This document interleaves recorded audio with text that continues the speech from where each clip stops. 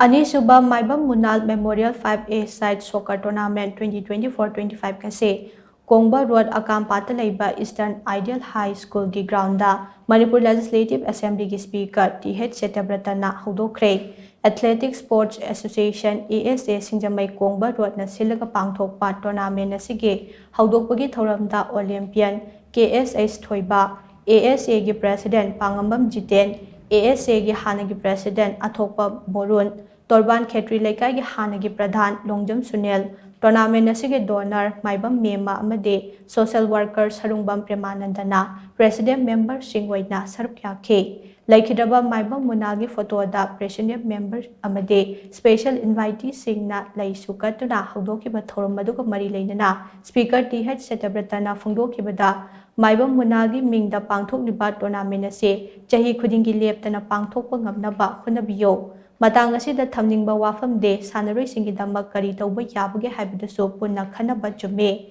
nauna hogalakliba sanaroi sing taram oktuna makhoibu makhong sombiduna malenggi thakta yaunaba aikoi punna thodang lobina si haina speaker Satyabrata na makhata khe tongan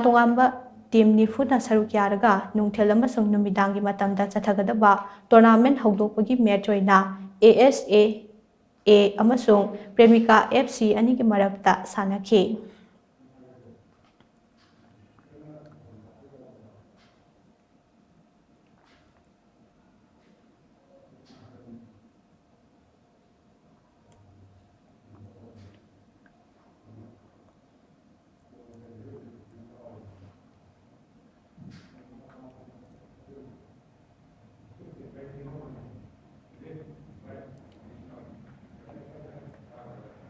Aina pamjabadi ani sumi disindi som sangdaraga ahum mari manga taruk 100 years of left na tournament je katpanga moi biro pangthok biro adugi maraktu da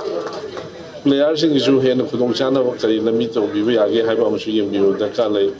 chumna khone tournament tarunga ang masayang tarur thaduk hirna taba hawla iben aron sin sanabagi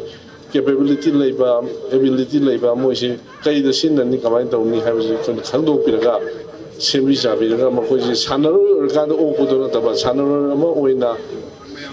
honabada oina mating pangba aduma makhangi system also tawu pamjai